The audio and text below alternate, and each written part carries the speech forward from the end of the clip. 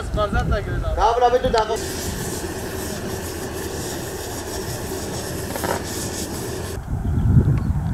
Abi arkada birisi bağlayalım. Tamam. Oğlum. Akir.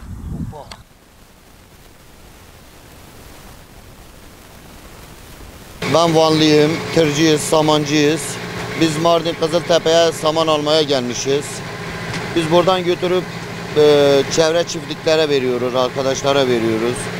Bu arada bu sene de kuraklık çok var bizim tarafta. Saman satılmıyor. Sattıkça da millet perişandır. Bizim işimiz böyle yani. Mardin'den götürüyoruz. Diyarbakır, Bismil, Batman o taraflara da çekiyoruz. Her yer aynen. Her yerin de fiyatları farklı. Abi mesleğin zorluğu biz hem tır işi yapıyorum. Ben hem saman işi yapıyorum. Bizim işimiz gerçekten çok zor. Yani göründüğü gibi değil. Ama bir de mecburluktur yani iş yok, güç yok. Ekmek parası aynen evet. Abi sıcak bizi perişan ediyor. Biz mecburuz yani bu sıcakta şu an 35-36 derecedeyiz. Şu an Mardin Kızıltepe arasındayız. Hava yani çok sıcak. Bizim de mecburluktur yani biz mecburuz gelmişiz buraya. Abi zor öyle bile değil yani gerçekten çok zor bir meslektir. Mecburluktur yani bizim işimizde biz de Van'da samancıyız. Ondan dolayı mecbur yani bu işi yapıyoruz. İş yok yani. 3 günde bir geliyoruz.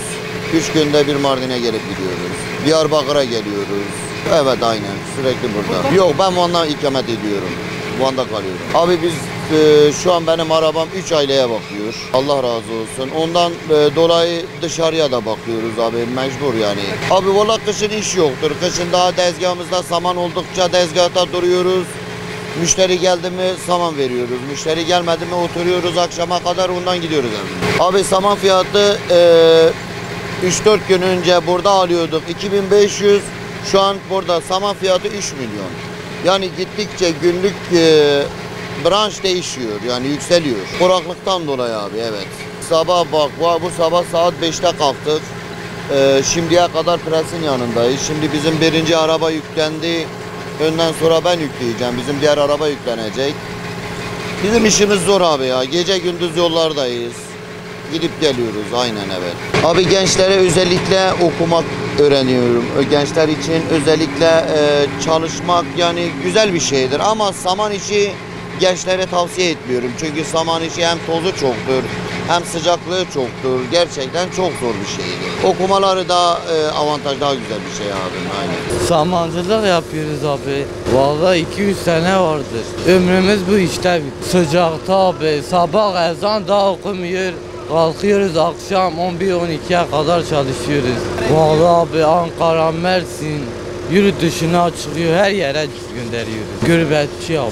Değişiyor abi şu an burası Kızıltepe. Vallahi abi ağırlık vardır, yorgunluktur. Evet abim kapalı açık fark etmiyor. 6-7 saat. Bazen 5 saate çıkıyor bellisiz makine arıza vermezse bir tırı 6-7 saatte yüklüyoruz. Vallahi yemeği suyu çok iyidir. Ondan sıkıntı yok. Vallahi abi 40-45'e çıkıyor. Vallahi abi bir kere girmiş çıkışımız yok. Ekmek parası abi. Yok abi bu sene sondur bizimki. Yeterdir abi. Kışın valla artık ne iş varsa yapıyoruz. Fark etmiyor. 4-5 ay sürüyor abi. Vallahi abi bu işi yapmayın. Perişan oluyor insan. Yani zordur ha bu işe gelen çıkışı yok. İnsana bağlıdır abi ya. İnsanın tercihi. Odur buraya gelmişiz bu iştir hani.